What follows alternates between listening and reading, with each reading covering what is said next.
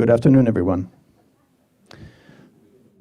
Welcome all to the Division of Rare Manuscript Collections. My name is Patrick Stevens, and I'm curator of the Fisk Icelandic Collection. Before I begin my presentation of our guest speaker, I'd just like to mention that after the event, in the back is Buffalo Street Books representative named Ben, and he'll be happy to meet you later on.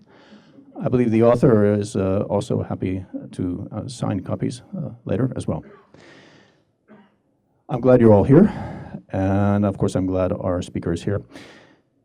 Nancy Marie Brown is an accomplished and acclaimed author of 7 books who has long studied Norse civilization and traveled and sojourned in the geographical space it occupied, Iceland and the surrounding North Atlantic Ocean. As a writer who has journeyed into remote fjords in Greenland, joined archaeological expeditions in Iceland, and researched the crucial role of Viking textile production in a Danish museum and experimental center, Nancy has long woven into her narratives a living sense of Norse culture in all its sophistication and the experience of rediscovering this brilliant medieval world. In The Far Traveler, Voyages of a Viking Woman, published in 2007, Nancy recounts the life as we can reconstruct it from Norse sagas and modern research of Guðríður Thorbjarnardóttir, also known as Gudrid, the first known European to give birth to a child in what is now North America in the early 11th century. A review in the New York Times called The Far Traveler, quote, as much about Brown's adventures as Gudrid's, and a, quote, snappily written biography of a time and place. Song of the Vikings, Snorri and the Making of Norse Myths, Nancy's next work on the Norse world, surveys the turbulent times of Snorri Sturluson, Iceland's greatest medieval writer, to whom we owe gratitude for the Prose Edda, a significant resource in Norse mythology, and the sagas of the Norwegian kings in Heimskringla. In the Times literary supplement, Tolkien scholar Tom Shippey declared Snorri Sturluson, quote, one of the greatest writers of the Middle Ages, whose personal saga is now rivetingly told, end quote, in the Song of the Vikings. The book earned the 2013 Mythopoetic Scholarship Award in Myth and Fantasy Studies. Just published in June is the Saga of Gudrid the Far Traveler, which looks like this, a gift courtesy of the author to the library, which we appreciate. It's a novel created to present the story of this unique heroine to young adults. Kirkus Reviews stated, well written, thoroughly researched, and adventure-filled, this story of a determined and very human young woman is timeless. Professor Jesse Bajak, author of Viking Age Iceland, has called Ivory Vikings, quote, a wonderful read into the worlds of Viking and Old Norse treasure, trade, sea mammals, and gaming. Novelist Geraldine Brooks remarked on the, quote, true cornucopia bursting with delicious revelations offered by Nancy's newest narrative of the North and the Norse. I turn now to Nancy Marie Brown for her presentation of this most recent adventure in discovery and writing. Nancy.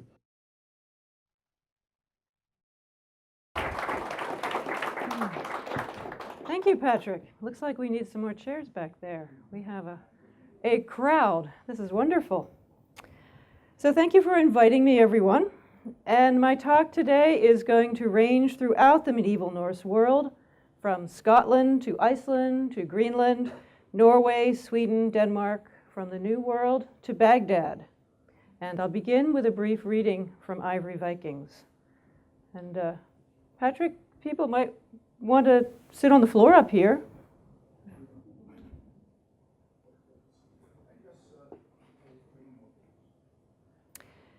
In the early 1800s, on a golden Hebridean beach, the sea exposed an ancient treasure cache, 92 game pieces carved of ivory and the buckle of the bag that once contained them. 78 are chessmen, the Lewis Chessmen, the most famous chessmen in the world. Between 1 5/8 and 4 inches tall, these chessmen are Norse netsuke, each face individual, each full of quirks. The kings stout and stoic, the queens grieving or aghast, the bishops moon-faced and mild. The knights are dowdy, if a bit ludicrous on their cute ponies. The rooks are not castles but warriors, some going berserk, biting their shields in battle frenzy. Only the pawns are lumps, simple octagons, and few at that, only 19, though the 14 plain discs could be pawns or men for a different game, like checkers. Altogether, the horde held almost 4 full chess sets. Only 1 knight, 4 rooks, and 44 pawns are missing. About 3 pounds of ivory treasure. Who carved them? Where? How did they arrive in that sandbank, or as another account says, that underground cyst on the Isle of Lewis in westernmost Scotland? No one knows for sure. History, too, has many pieces missing. To play the game, we fill the empty squares with pieces of our own imagination. Instead of facts about these chessmen, we have clues. Some come from medieval sagas, others from modern archaeology, art history, forensics, and the history of board games. The story of the Lewis Chessmen encompasses the whole history of the Vikings in the North Atlantic, from 793 to 1066, when the sea road connected places we think of as far apart and culturally distinct. Norway and Scotland, Ireland and Iceland, the Orkney Islands and Greenland, the Hebrides and Newfoundland.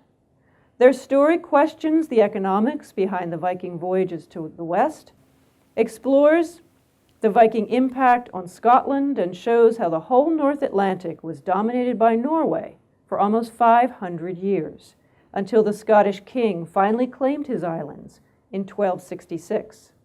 It reveals the struggle within Viking culture to accommodate Christianity, the ways in which Rome's rules were flouted, and how orthodoxy eventually prevailed.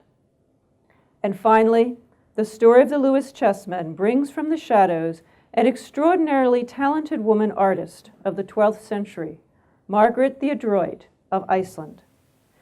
The Lewis Chessmen are the best-known Scottish archaeological treasure of all time.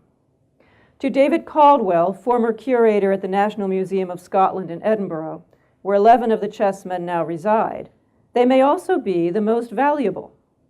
It is difficult to translate that worth into money, he and Mark Hall wrote in a museum guidebook in 2010, and practically impossible to measure their cultural significance and the enjoyment they have given countless museum visitors over the years.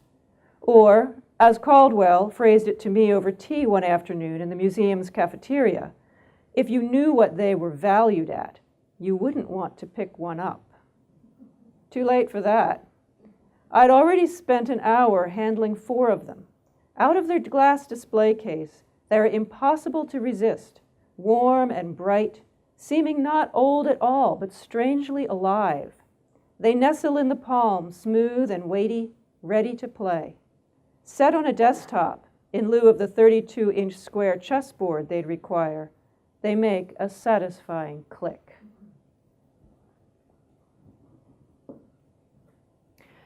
According to a curator at the British Museum in London, which owns all but 11 of them, few objects compete with the Lewis Chessmen in terms of their popular appeal.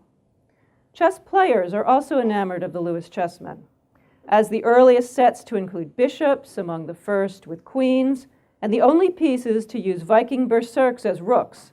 They are the most famous and important pieces in history, says one expert. To Scottish nationalists, their symbolic value is extraordinary. Leading up to the 2014 referendum on Scottish independence, the Scottish Democratic Alliance issued a policy paper titled, quote, "The Future Governance of Scotland." In a list of 5 points for which, quote, "there is a need for an agreed exit strategy from the UK," number 3 read, quote, "Negotiation on divisions of the UK assets, oil, financial, military, Lewis Chessmen, etc." The chessmen are icons of the Viking Age, despite having been made 100 years or more too late. They are Harry Potter's chess set. Before the life or death match in the film Harry Potter and the Sorcerer's Stone, Harry learns wizard's chess from the Lewis Chessmen. which come to life, a queen rising from her royal throne to throw it at her opponent. They come to life as well in the Disney Pixar film Brave, to teach the feisty princess about war and chaos and ruin. The Lewis Chessmen appear in The Seventh Seal, Beckett, and The Lion in Winter. They grace the cover of an Agatha Christie mystery.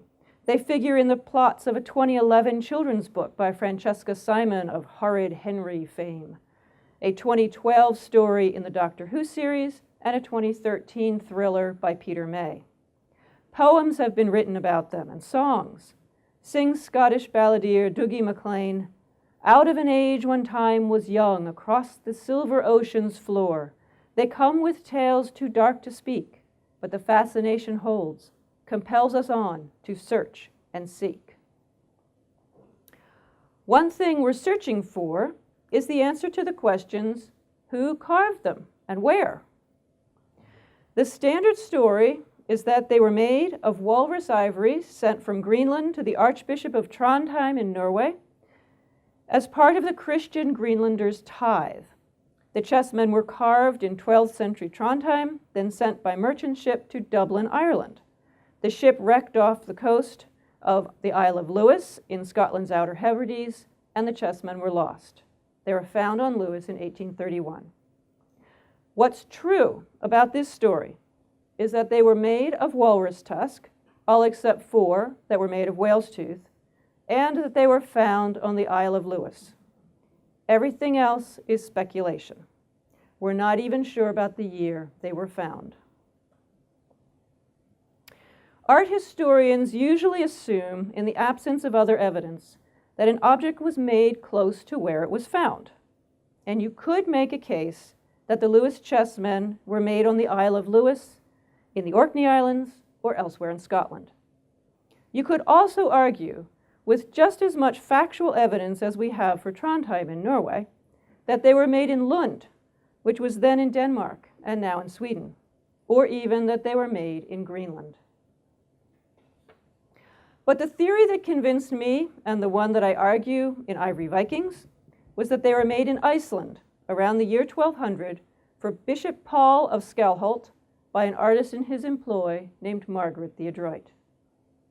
Ivory Vikings is organized into 5 chapters, each named for a chess piece. The rooks tell us what the Lewis chessmen were made of and roughly where.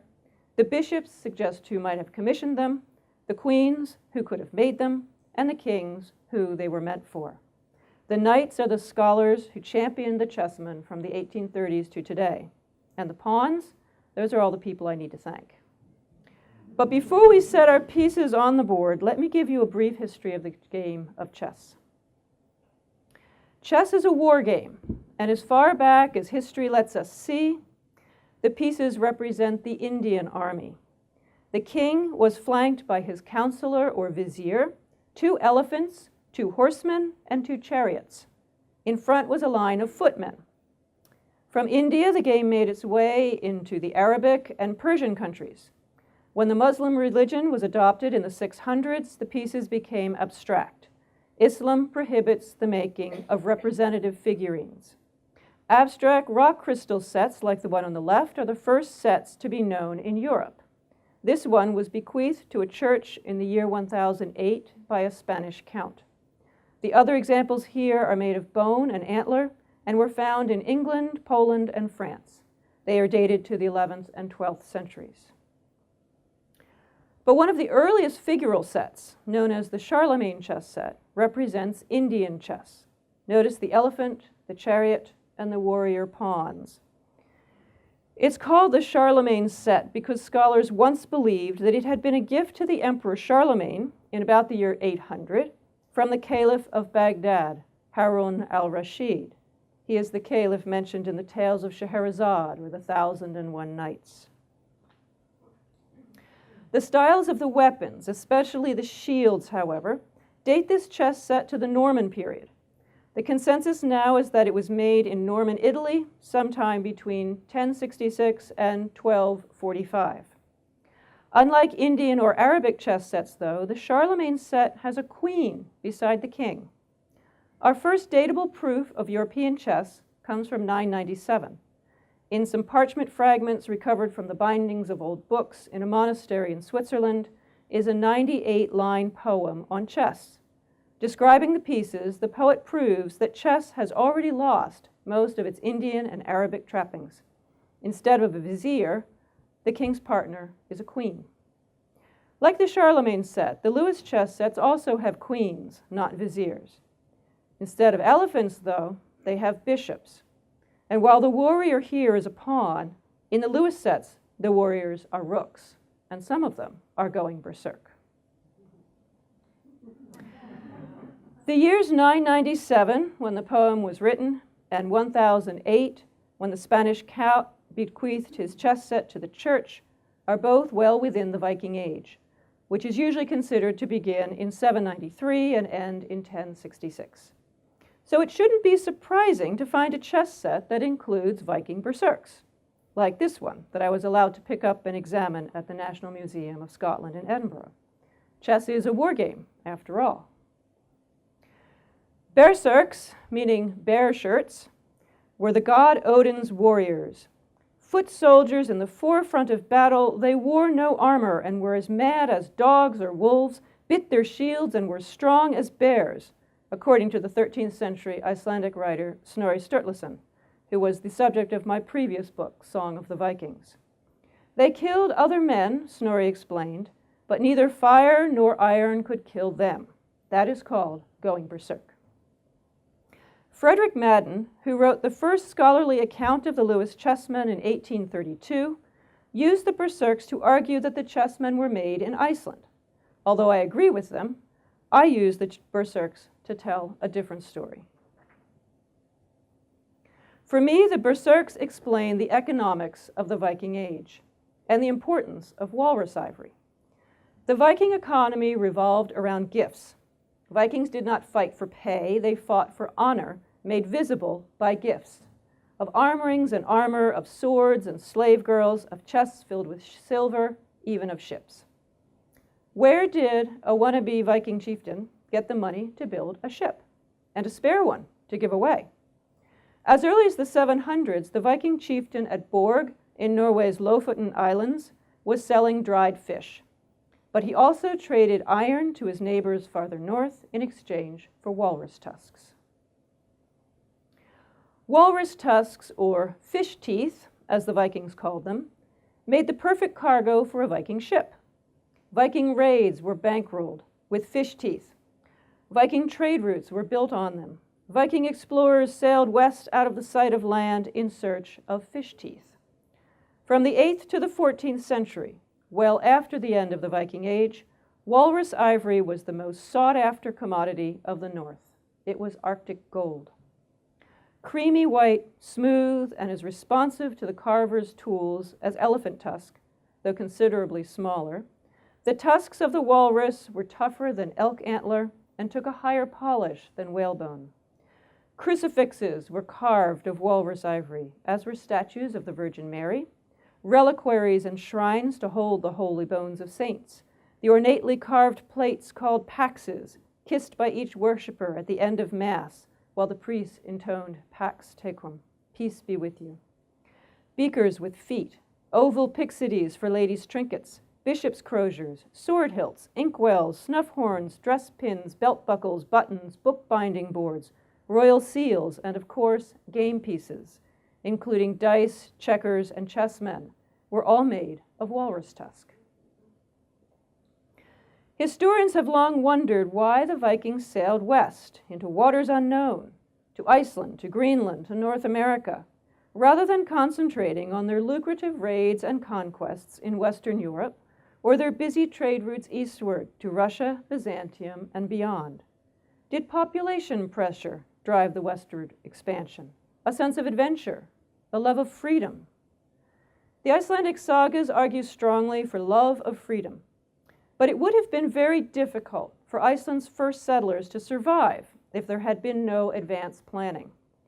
The future grasslands were covered by brush and scrubby trees. Cows and sheep, brought over in open boats 2 by 2, take 5 years to double, 30 years to increase 100-fold, at which point they might provide enough food to support their owners. Since the 1980s, historians who study place names have been arguing that someone was in Iceland before the first settlers named in the sagas, possibly long before them, and that they came to hunt walruses. Although walruses are now extinct in Iceland, up and down the west coast you'll find beaches, bays, islands, and headlands with names that refer to walrus breeding grounds. In 2003, a team from the Archaeological Institute of Iceland was excavating a Viking Age longhouse in Reykjavik when they found something interesting. Built into one wall of the longhouse was a walrus backbone. Secreted away beneath a sleeping bench and apparently forgotten were 3 walrus tusks.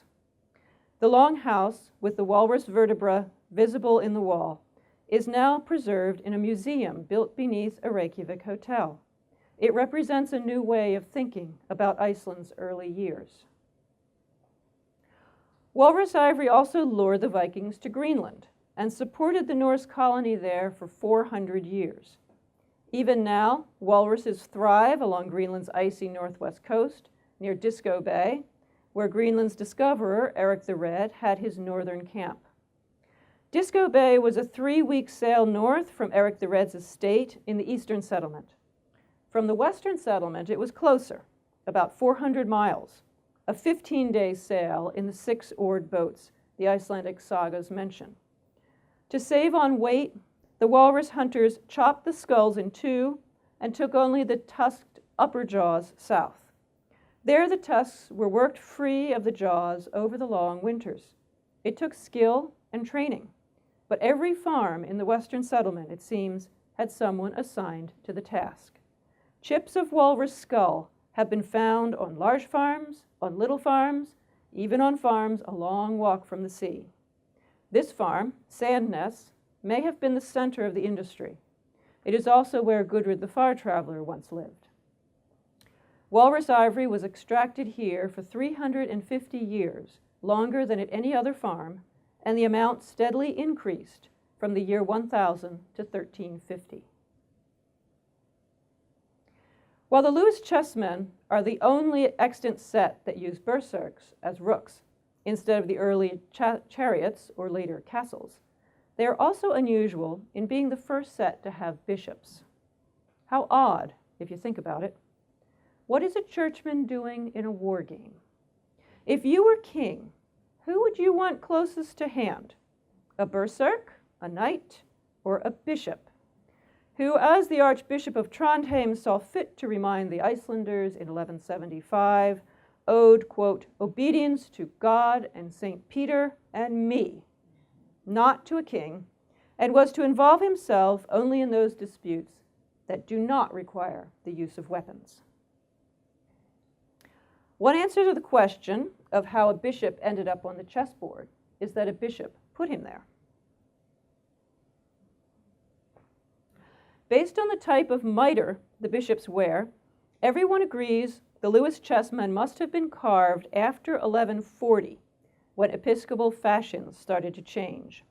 Here you can see both the older fashion on the bottom, looking vaguely like horns, and the newer gabled style with peaks front and back. This picture is from an English manuscript of the mid-12th century. The end date for the chessmen is harder to estimate. Due to the lack of obvious heraldry on the knights' and rooks' shields, few scholars date the chessmen much later than 1200, when heraldry became widespread. But some of the helmets seem to come from the 1250s. The Lewis Chessmen, being the oldest extant sets that unmistakably include bishops, could mark the debut of the bishop on the chessboard. If they were made in the Norse world, after gabled mitres became the rage, the bishop who had this bright idea could be Paul Jonsson, Bishop of Skálholt in Iceland. Or he could be Absalon, the Bishop of Roskilde and then Archbishop of Lund. Other scholars have linked the Lewis Chessmen to Eystein, the Archbishop of Trondheim. A fourth possibility is Bjarni, the Bishop of Orkney. There's a long chapter in Ivory Vikings in which I explain why I think Bishop Paul of Skálholt is most likely.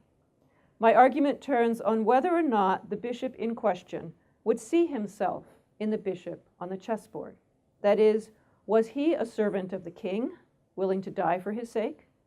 In Scandinavia around the year 1200, the questions of who could appoint a bishop and who the bishop reported to were highly controversial. Paul is the only one of these four who clearly did see himself as the bishop on the chessboard. Paul also had the means, the motivation, and the taste to commission the Lewis Chessmen. Born in 1155, Bishop Paul of Skalholt was the foster brother of Snorri Sturluson. He was also the great-grandson of King Magnus Barelegs of Norway, who conquered northern Scotland and the islands and took his nickname from his fondness for wearing kilts. Magnus's line ruled the Norwegian Empire without interruption from 1093 to 1266, when northern Scotland and the islands joined the Scottish crown after the Treaty of Perth. During that century and a half, King Magnus's Icelandic kinsmen routinely visited Norway, where they were recognized as royalty. Many were knighted. Snorri Sturluson became the first Icelandic baron of Norway. His son-in-law became the first Icelandic earl of Norway. Paul himself was a well-educated, well-traveled nobleman. In his youth, Paul was a retainer of Earl Harold of Orkney. He attended school in England, probably at Lincoln Cathedral. Back in Iceland, Paul became a wealthy chieftain. Married and with 4 children, he was known for the breadth of his book learning, his excellent Latin, the extravagance of his banquets, the beauty of his singing voice, and his love of fine things. Even after he was elected bishop in 1194, he acted like a chieftain of old, sending his guests home laden with gifts. He sent gifts abroad, too, to his fellow bishops in Greenland and Norway and the Orkney Islands, to the Archbishop of Trondheim, even to Norway's kings. He commissioned or wrote music and books, and he beautified his church, which was then the largest wooden church in all of Scandinavia. He surrounded himself with the finest artists in the land, 4 of whom are named in his saga: Amundi the smith, Atli the scribe, Thorstein the shrinesmith, and Margaret the adroit, who carved objects out of walrus ivory so skillfully, the saga says, that no one in Iceland had seen such artistry before. Here you see the medieval church atop, and below is Skalholt today.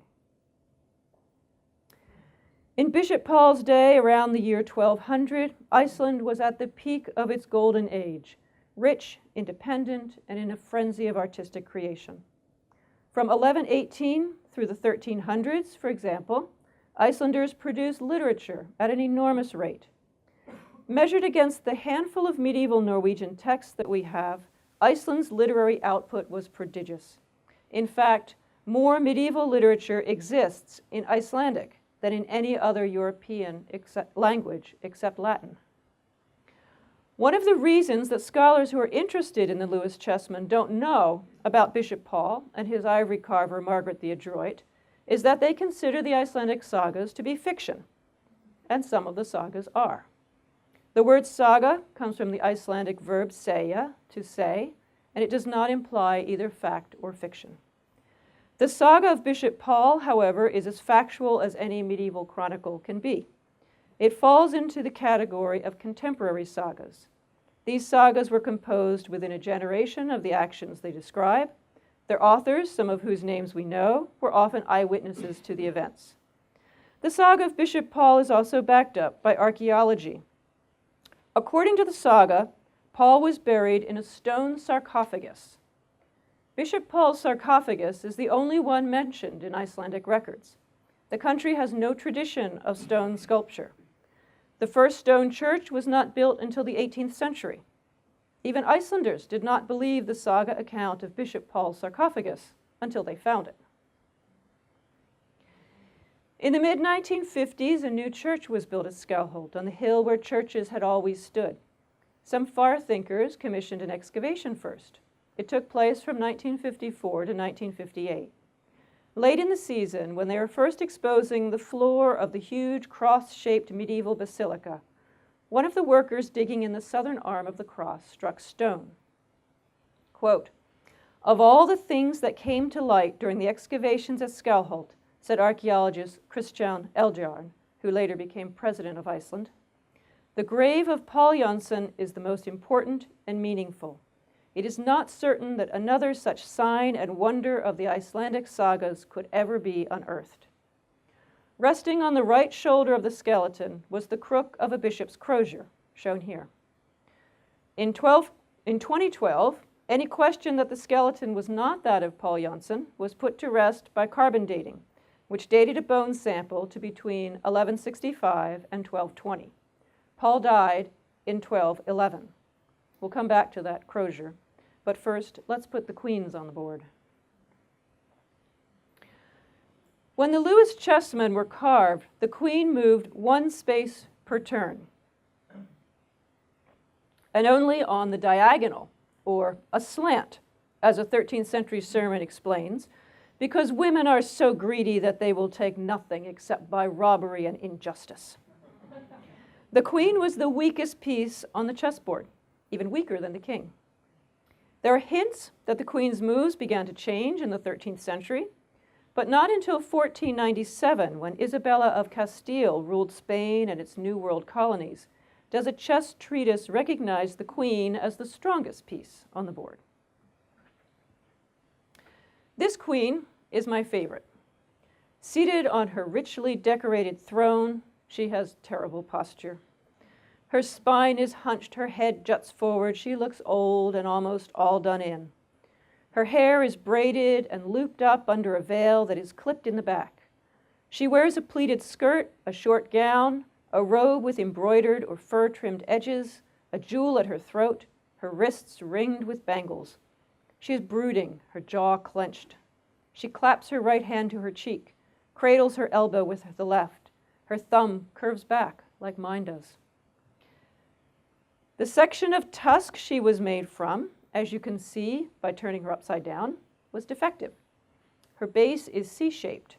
The smooth ivory rim rings only 3/4 of the pocked and pitted core of the tusk. The queen's carver carefully attached an ivory plate to improve the looks of the throne. The fit is so delicate it's difficult to see. Not until I blew up my photographs did I notice the 4 tiny ivory pegs that fasten the plate. It's an exquisite piece of work using shoddy materials. It speaks to me of thrift, pride, determination, and skill. I can imagine the artist calling out, "Don't toss that lump away," then putting all her art into the carving of this, the smallest of all 59 face pieces. Who could that artist have been? One possibility, and the one I explore at length in Ivory Vikings, is the artist who worked for Bishop Paul at Skalholt, Margaret the Adroit. Margaret, the saga says, was the best ivory carver in Iceland, which implies there were others. She made everything that Bishop Paul wanted, but the saga doesn't give us a lot of details.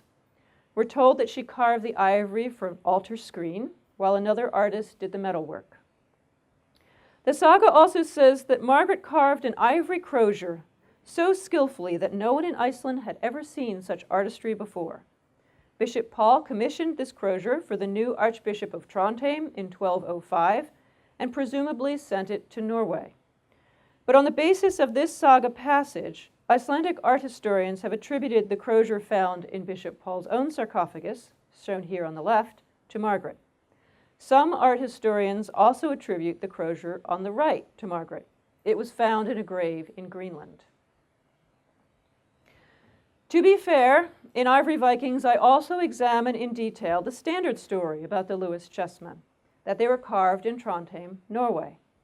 It too is a plausible theory, but it too requires a number of assumptions and leaps of logic. As art historian Erla Holler wrote in 1999, any scholar's view on how a particular work of art has been created depends, of course, on what he already assumes about the artist, his milieu, and the working methods of his time. Holler is an expert on Norway's wooden stave churches. The main assumption behind the Trondheim theory is, in the words of David Caldwell of the National Museum of Scotland, that, quote, most scholars would at present expect to locate the manufacture of such pieces in a town or large trading center.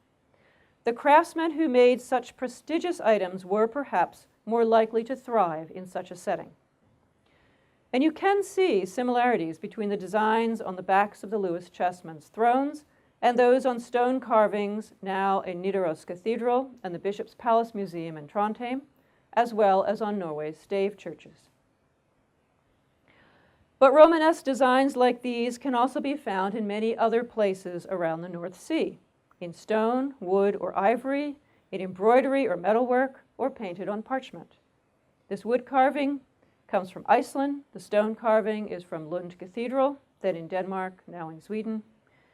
The ivory carving was found on an island near Trondheim in the 1700s. The manuscript, with a very similar rosette on the side of the throne, is English.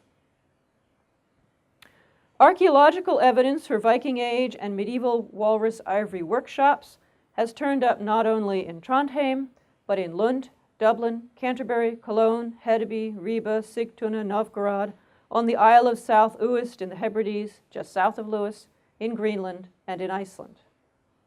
In Trondheim and in Lund, broken ivory carvings that might be parts of actual Lewis chessmen have been found. The Trondheim Queen has since been lost, so we can't study it further. All we have is this drawing. The bit of a horse's front legs from Lund is here compared to a replica Lewis knight. A recent archaeological dig in the north of Iceland discovered a berserk carved out of fishbone that resembles the Lewis chessmen in many ways, though it's much smaller. And then there's this ivory chess queen from Greenland that no one has ever mentioned in the context of the Lewis chessmen. Let's put another piece on the board. These are the kings. The reason I prefer the Iceland theory of the origin of the Lewis chessmen is, first, let's be frank, because I'm biased toward Iceland. I think the story of Bishop Paul and Margaret the Adroit is a good story to tell, and one that explains the world in which the chessmen were made, even if Margaret was not the artist. But I also think some of the basic assumptions underlying the Trondheim theory are wrong. Was Trondheim in the late 1100s and early 1200s really a town or large trading center where the craftsmen who made such prestigious items were likely to thrive, as David Caldwell suggests? It depends on exactly when you think the chessmen were made. From about 1140 to 1180, Trondheim was filled with stonemasons and other craftsmen building the cathedral. For the first 20 years, they worked in a Romanesque style similar to the designs on the chessmen.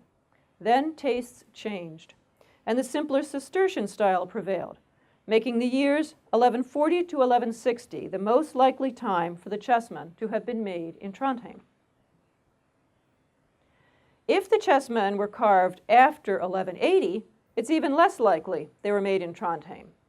The city was not at all a peaceful town where craftspeople could thrive. For most of the next 20 years, the archbishop was in exile and work on the cathedral had stopped.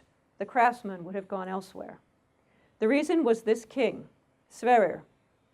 In 1174, as a young priest, Sverrir arrived in Norway from the Faroe Islands, where he had been raised by the bishop there. He, quote, lied about his origins, according to the Danish historian Saxo the grammarian, claiming to be a king's son, and plunged Norway into civil war, which lasted until his death in 1202. According to the saga written in Iceland by Abbot Karl, who spent several years at the king's court, on the other hand, Sverrir was a brilliant tactician and a highly principled man. Archbishop Eystein of Trondheim, a strong supporter of Sverrir's rival, fled to England in 1180 and stayed abroad for 3 years. His successor also fell out with King Sverrir. In 1190, he took his men, his ship, his shields, and all the money and valuables he could carry, and sailed south to Lund. He stayed for 12 years, plotting to overthrow King Sverrir with the help of the King of Denmark and the Pope, who excommunicated King Sverrir for not doing as the archbishop asked. Significantly for our story, King Sverrir was a kinsman of Bishop Paul of Skalholt. It was King Sverrir who arranged for Bishop Paul to be ordained a priest, even though Paul refused to divorce his wife, as the church required. Paul was consecrated bishop in Lund, since the Archbishop of Trondheim was there in exile, and his saga says he bestowed gifts on everyone who attended. Paul then returned to King Sverre's court, ignoring the fact that the king had been excommunicated.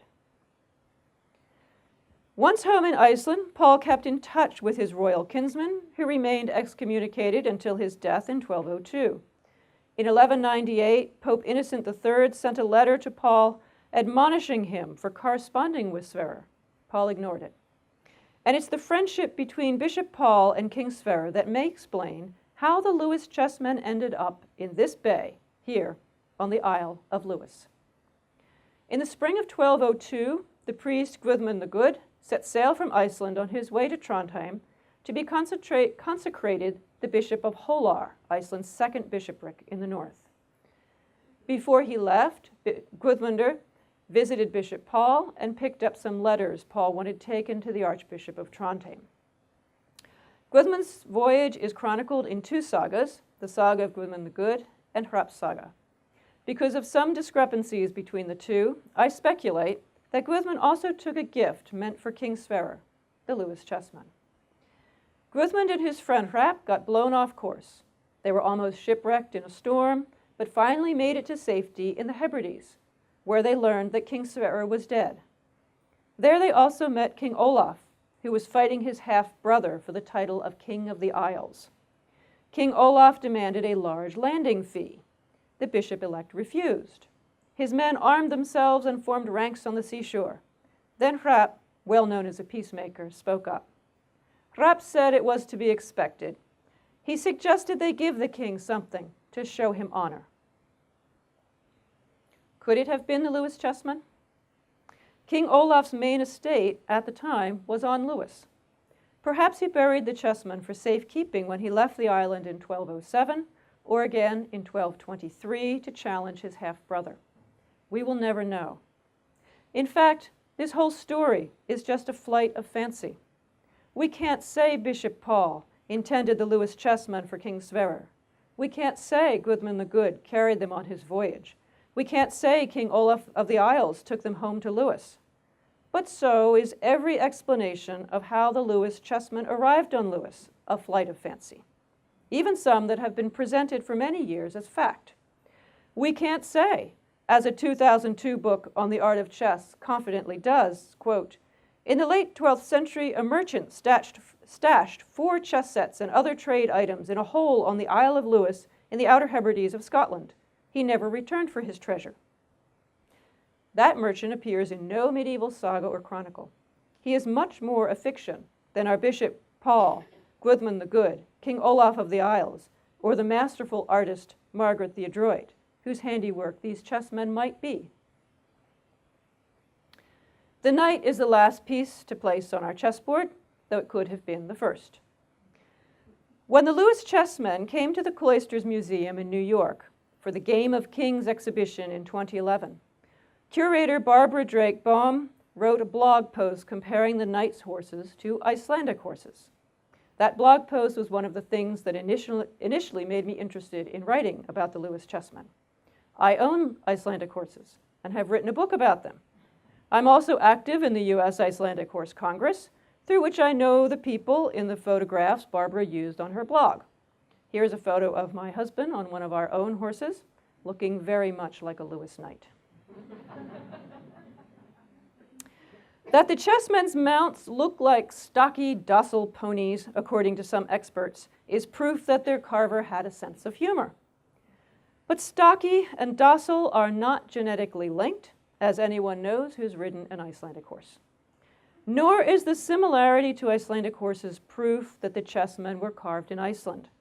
Most horses in Northern Europe at the time were just as small, as we can see by comparing a Lewis knight with other 11th and 12th century images of people on horseback. In each case, the rider's feet dangle down, way down, below the horse's belly. I want to point out the manuscript illumination in the bottom row in the middle. This is from the Hunterian Psalter, an English manuscript dated before 1170, and it seems to me a perfect match for a Lewis knight's horse. Art historians have also used the knights and the berserk's weapons and armor to try to date and situate the carving of the Lewis chessmen. But gauging from their shields and caps, Some of the Lewis knights could have been made as early as 1075, like the Bayeux Tapestry. Others as late as 1255, like the Crusader Bible, now in the Morgan Library. They could have been carved in Iceland, Norway, England, France, Scotland, or anywhere in between. They could be serious portrayals of mounted warriors or spoofs of knights. They could be the work of one carver or many, collected over a span of years. The Lewis knights raise more questions than they answer. To me, the knights of this story are the scholars who have championed the Lewis Chessmen since 1831. Chief among them is the man who inspired Ivory Vikings, civil engineer and chess player Guðmundur Þórarinsson of Iceland. When Guðmundur posted his discussion of the Iceland theory on the internet, he was attacked. Said one critic, quote, "The content is literally filled with faults and oversights. This whole argument seems far-fetched." Yet as I traced Guðmundur's path through libraries, cathedrals, and museums, from Reykjavik to Skelholt, from Edinburgh to Trondheim, Lund, and Lewis, I found very few faults and oversights. Fewer, in fact, than I found exploring the standard story that they were made in Trondheim, which seems mostly to be based on that grand medieval concept of authority. Building on Frederick Madden's treatise from 1832, Guðmundur added the insights of scholars who wrote in Icelandic and whose voices had not entered the international debate on the origins of the Lewis Chessmen, such as art historian Baron Nordahl, archaeologist Christian Eldjarn and his colleagues, and historians Helgi Guðmundsson and Helgi Thorlaksson. Before Guðmundur wrote his paper, no one connected the Lewis Chessmen with the extraordinarily rich 12th century bishopric at Skelholt, its wooden church larger than any in Norway.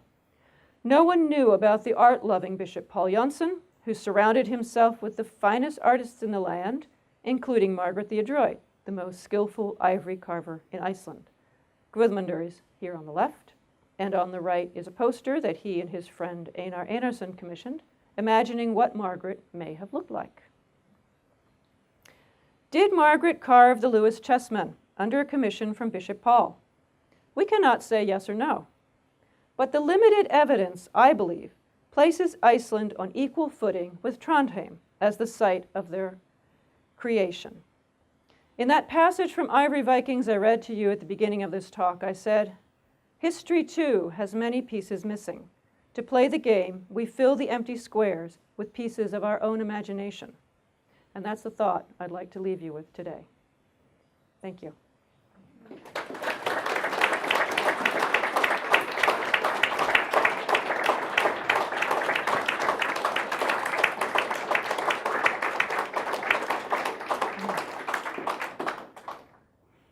I'm happy to take questions, and Sean will hand you the microphone.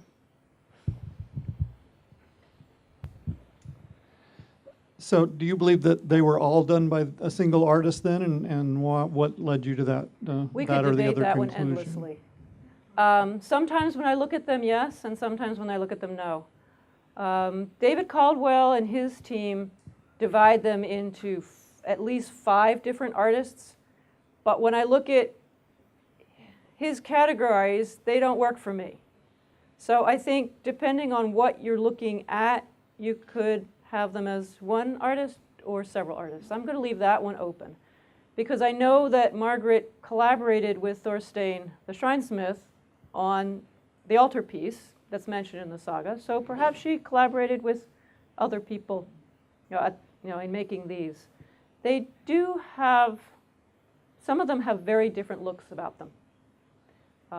One thing I suggested to David Caldwell was there's some that are real outliers that just don't look like any of the others, and thought perhaps those were the samples that whoever carved the main set worked from. He thought maybe they were replacements that had been made later by different artists. But I thought, well, these things are easy to put in your pocket and carry from Lund, where one may have been made and found. So there's a lot of questions that we're never going to answer, I don't think.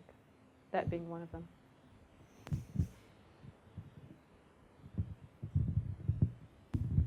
How long would it take to make just one of these, and what kind of tools did they use to carve these? I go into the tools in quite a lot of detail, but there's some ivory experts who think you really only need 4 or 5, an asp, a knife, a few things. Someone told me even that it's very easy to carve ivory. Now, this didn't get in the book. I just learned this at one of my talks.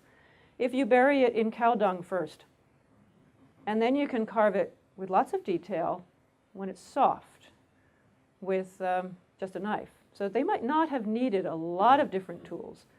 But if she was carving ivory, standardly, she would have had what she needed to do that in Iceland. I mean, they had plenty of carving tools. How long it take? I couldn't answer that because I am not an artist. I'm not even an art historian. This is a big stretch for me. Another question? In the front? Is there, I noticed which ones were apparently walrus and at least 2, I think, that were whale tooth. Is there any significance which was used for which? I didn't follow. They have 4 of them that most people who look at them think were whale's tooth, but it's still highly debated whether they are whale's tooth or whether there are more that are whale's tooth, because depends which expert you ask. One of the things that surprised me about the chessmen when I was researching them is that no physical tests have ever been done on them. So no samples have been taken. You can examine them in non-destructive manners, but you can't even take like a fingernail paring and do a carbon dating or an isotope test, which I would really like them to do. But as David Caldwell said, he might have been able to get away with it. Take a little paring from the inside of one of them while he was the curator at the National Museum of Scotland, because he had been their curator for many, many years, but he retired. He doesn't think anyone else has seniority to make that kind of decision. And it just goes against everything that art historians and curators believe in, to actually damage an object like that. Are any of them narwhal? No, we don't think so. I don't really know how you would tell narwhal from walrus tusk, but yeah. Telling walrus tusk from elephant ivory is really easy, but telling it from some of the other parts of sea mammals is difficult. How common was it for women to be the carvers in ivory or in other materials? This has surprised everybody. The reviews that I'm getting on this book are people saying, "What? There was a woman artist in the Middle Ages?" I don't think we should be so surprised. I think we just don't have the names of many artists at all, men or women. You didn't generally sign your work, and they often didn't record it anywhere. So I think probably there were many more women than we know of, just because this wasn't information that was kept. Do you suppose that Margaret was a native of Iceland, or because her name is a little unusual for Iceland? Oh, no, she come from she someplace was. else? No, she was. It actually was quite fashionable at that time because there was a Queen of Sweden who was a Margaret. And in Bishop Paul's group in Skalholt, there were a couple of them. So it was the fashionable name of the time.